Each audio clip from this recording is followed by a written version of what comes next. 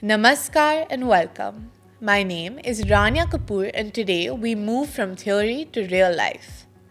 Behind every shop, startup, stall, and service is a person making daily money decisions earning, spending, saving, and risking. This is Entrepreneurs of India stories of starting small and surviving big. India is a nation of entrepreneurs. However, not all of them wear suits or raise funding. Many run kirana stores, salons, food businesses, tailoring units, tuition centers, factories, and online services. What connects them all is this question: how do you manage money when income is uncertain? Today, we speak to an entrepreneur to understand how they started, how they managed their earnings, what mistakes they made, and what they learned the hard way. For this episode, we're joined by Mr. Zachariah Jacob, an entrepreneur who's built and scaled ventures across hospitality, legal services, and now mobility landscape. Sir is here to share his experience with us. Today, we're going to talk about your journey. And is it possible if you can give the audience a quick introduction of Drively? I'm Zachariah Jacob, basically from Kerala. Started off with a restaurant brand. So I also co-founded and run a restaurant brand called Mahabelly. And then I also started a law firm. It's called Actus Legal.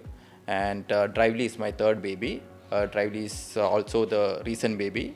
It's only been a few months. So I wanted to talk a little more about Drively, what exactly we do. So Drively, which stands for Drive Safely, is actually a platform. It's a smart mobility platform that connects car owners with trusted background verified drivers. And the best part is we do it under 20 minutes.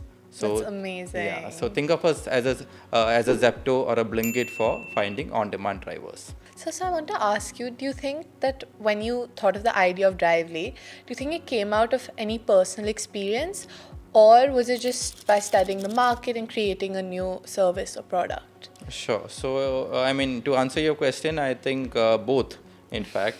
I also have two other co-founders, Vishwanath and Raju, who's based out of Bangalore, and Karthik N, who's based out of Chennai. So Karthik is somebody who has been, he's been having a car for the longest time, but hates driving. And he always used to depend on call drivers. And he got frustrated. So if you look at the current mobility landscape, I can also proudly with a lot of credibility say that there is a huge gap. Yeah. If you have your own car, you will end up hours stuck in traffic, driving yourself, either in the traffic or trying to find parking. And that's a lot of stress. Yeah. Not to mention that there is no other stress in your life these days. So this is a easily solvable problem. And if you are depending on cabs for your daily mobility requirements, you are basically looking at surge pricing, last minute cancellations, and questionable hygiene. And the third option being that if you are rich enough to keep a full-time driver, then you are looking at a certain fixed salary cost, and you have to pay that even when your driver is sitting idle or playing cards. We felt that there's a huge gap, and Karthik, being somebody who found this problem to be real, told us about it. We did a bit of deep dive and realized that there is a huge market out there. So there is a huge gap in the mobility landscape, and we are here to solve that problem. So you mentioned that you get car owners to trust your platform and you connect them with normal drivers. Yeah. Yeah. But was there any difficulty in making sure that people are like, oh my God, we should use this app, and the drivers who are providing the service, like, how did you juggle that? Yeah, so that's actually been a bit of a problem, and thankfully for us, we are not the first mover. And what I have actually realized is, being a first mover, the advantage is only limited to the advantage is actually very limited. Yeah. So for what we have learned is, our predecessors or people who, there are a few organized players in the market already. Thanks to them, there is already some level of trust that has been built. Yeah. Because ultimately we also understand, for a car owner to trust a third party with his car, cars are usually very personal for people. Yeah. So there is a certain bit of trust that needs to be developed. And in our case, what we have done is we have made sure that the service element, I also come from a hospitality background, that we give extremely good service. Good service, So we make sure that all our drivers are background verified. They come in clean uniforms. They bring a disposable seat cover. The cars also, the drivers also bring an optional perfume sachet. Oh, and, wow. Yeah, and That's when, so cool. Yes. So that's also, I mean, it's all about the trust, the experience, the feel. And when the driver gives the car back to the customer, he makes sure that the steering wheels are cleaned and given back to the customer. So that is very fundamental to us, because ultimately we want the customers to trust us with their cars, with the drivers with their cars, and that's what we have been able to do.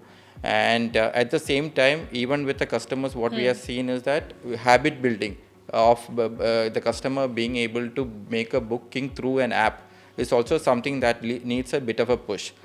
Thanks to the other ride-hailing apps like Uber, Ola, there is some sort of a habit that has already been built. And we are also trying to make it as simple as possible for the customer. One other feature that we are working on is voice-based booking. Oh, wow. So this is going to be a multilingual voice booking kind of a feature, where you just, like especially for senior citizens and people who are not so tech savvy, you can just drop a voice note saying that you need a driver for so and so hours at so and so for so and so time, and this is your location. Then we are able to have a system where we are able to provide a driver. You know, I can completely imagine my dadi using this voice thing, because dekha jaye to, you know, senior citizens and even like young children, not really, but senior citizens have a great problem in dealing with such technology. And at the rate technology is going with the rise of AI, things are just becoming more complicated. Right. So this will really make their lives easier. Yes. In fact, I mean, one other interesting anecdote I can share is, for me also, like when I was young, every time when I used to, my college was in Delhi, and then every time I used to go home, the only thing I used to do, like every other friend of mine was taking an internship, for me going back is a time when my mother and my grandmother used to anticipate my arrival so that they can, for whatever trips that they wanted to do, I was the on-demand driver at that point of time. So I've seen this firsthand, that how this problem can really solve, and making it as simple as possible, especially for senior citizens, mission that we have in mind. That's amazing. And a little bit about your financial model. So we're keeping the service, so like we're keeping it affordable so that every common person can utilize this in their everyday lives. But then how are you guys making money? So our model is actually based on two different revenue channels. One is there is a platform fee. So we charge a transparent 10% booking fee for every trip, and which the customer directly pays to us. The balance is paid to the driver. And secondly is, we are also rolling out a subscription model for the drivers. So we also want to make sure that the drivers are not in a position where they have to pay 25 to 30% commissions. So for drivers, it's a commission-free model. Once they are able to earn through the platform, they pay us a fixed monthly subscription. So this is a model which has been tested by a few platforms and seen a lot of success. And this is the same model that we are also replicating here. That's amazing. And you know, you mentioned that that the big companies like Uber, Ola. So how do you differentiate what you've created from already existing such big platforms? So big platforms like Uber and Ola has solved the transportation problem. We are trying to solve the driver problem. So where we see is that if you own a car, there is, I mean, the ownership is there, but there's a huge gap between ownership and convenience. So where what we are trying to unlock is a person who owns a car if he doesn't have to depend on a full-time driver, there is still an option to get an on-demand driver as and when you need it. Ultimately, for the customer, we are also like an Uber, but the difference being that the customer is able to enjoy the comfort of their own car. So that's where we come in. So you mentioned that you also have a restaurant, Mahabelly, and you're also into legal services, which is through Actus Legal, and now you've gotten into the mobility landscape with Drively. So you've ventured across so many industries, and you've created tangible products. So do you feel that, what's one thing that you've learned, or like one common thing between all these industries that you feel like it's very important for an entrepreneur to know and be aware about? See, I mean, one, I think it's also in my nature. It's like I said, I mean, I studied physics first, then did law after Yeah. that.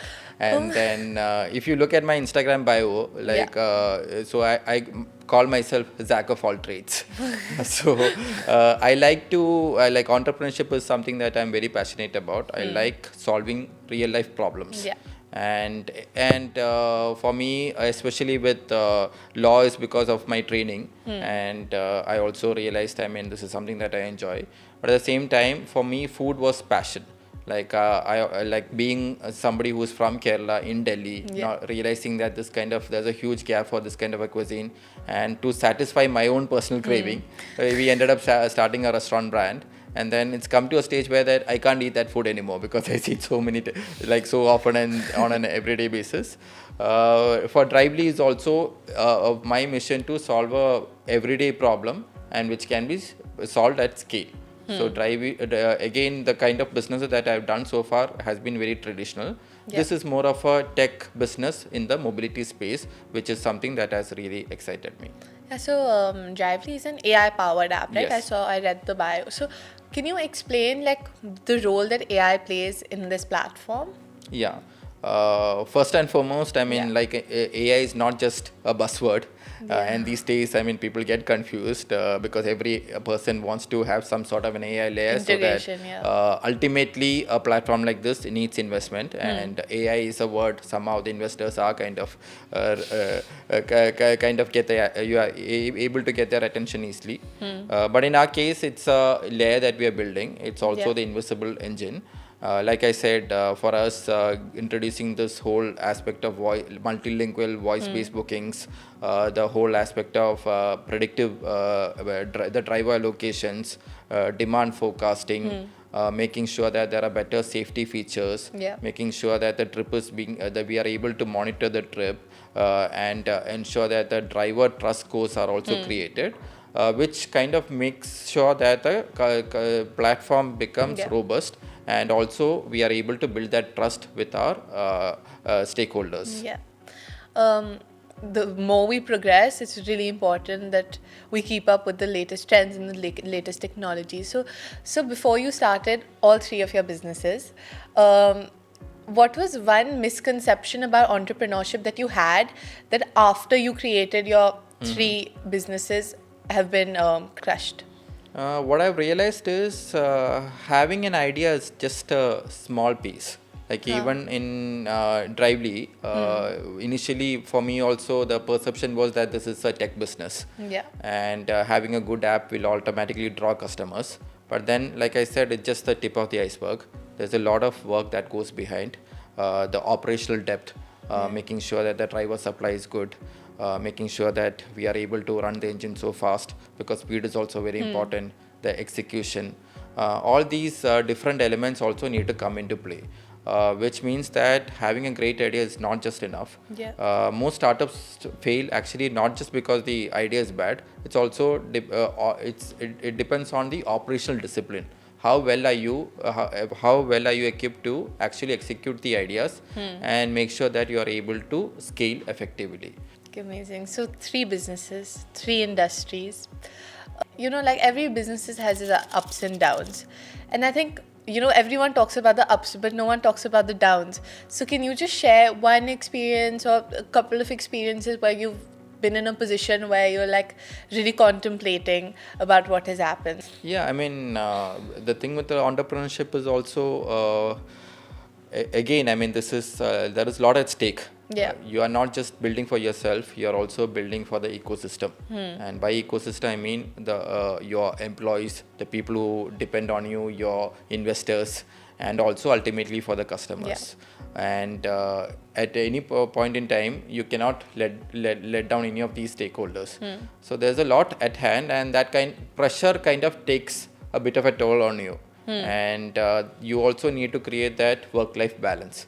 So there are moments when you also feel that there are a lot of other things that you're missing out in life.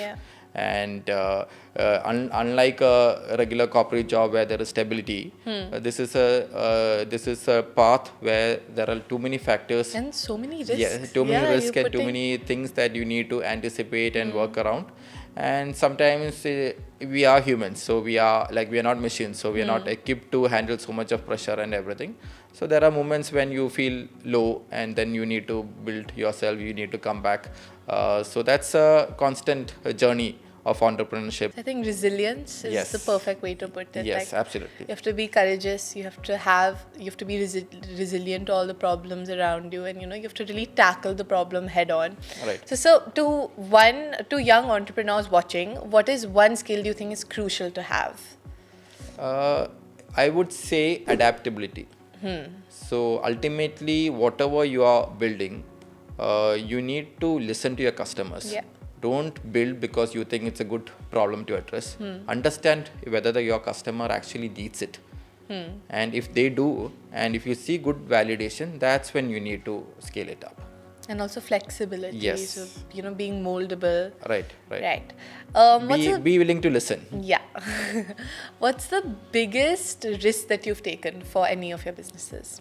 Any of my business, I think the first business that I built, Mahabelly. I also have a co-founder, and both of us actually, I was 27 years old, he was 26 years old. Wow. And my God. Yes, we both were working full time in comfortable jobs. But then we had reached a point where we thought we wanted to do something of our own. And then that point of time, I'm not kidding, the first time we actually was in a space where we had to negotiate with our landlords, which is a big developer. Both of us together hardly had 50,000-60,000 rupees in our bank account. And more than anything else, it was our resilience or our determination that we really need to build it. So it was, we didn't really think, when you don't have a backup option to fall upon, that's when the real character comes out. And for us, in retrospect, I would say, though I built other businesses, that first business that I built, leaving that cushy job and jumping into something like this, which led to a lot of uncertainty, I think that was a big, bold step.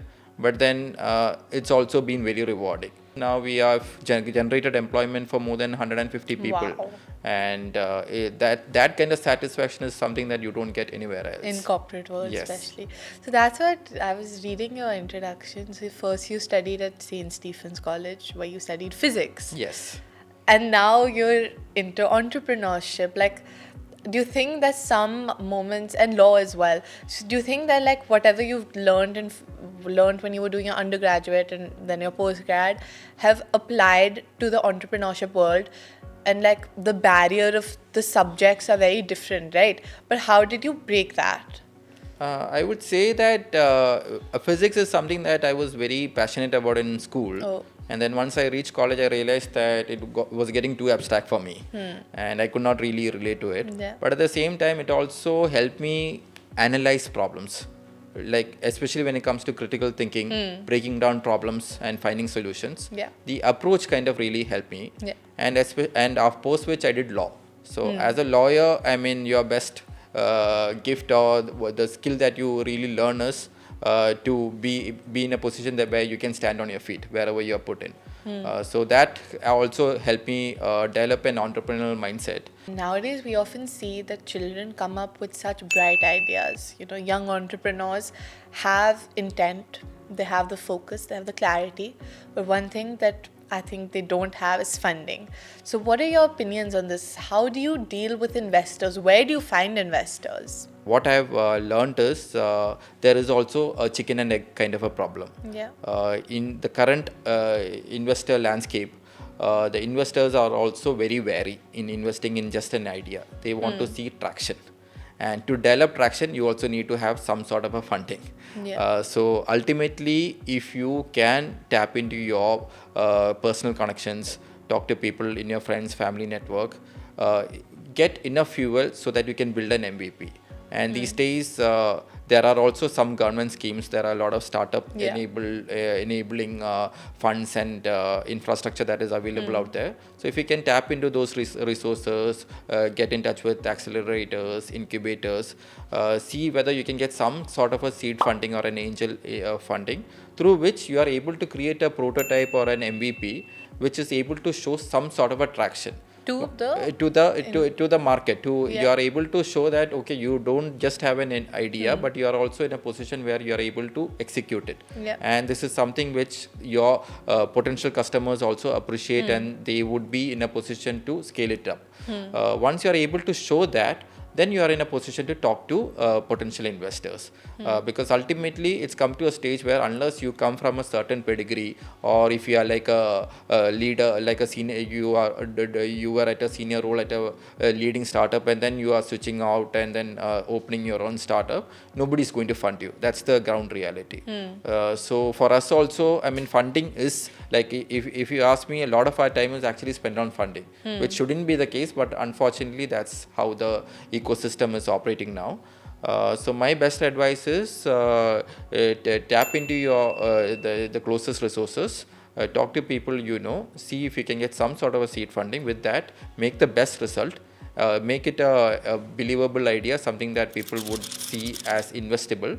Once you are able to do it, then you will be able to attract external investors. Okay, cool. So I think this comes under feasibility studies, right? Yes. So you see the technical feasibility, if we have the available technological resources and inputs to carry this project out, and then there's financial feasibility, if the funds are large enough and if the funds are adequate to carry out this project, and then is the economic feasibility, which is whether the business will be profitable or not. Right. What is one message that you'd want to give an entrepreneur watching? I would say before you do anything, there are a lot of free resources out there. Yeah.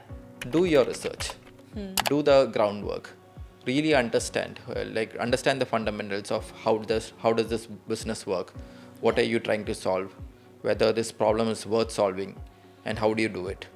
And ultimately, there is a big support system out there. Don't feel that you're alone in this journey. Find help. In my case also, I was lucky enough to get 2 other co-founders who also had a similar wavelength and vision.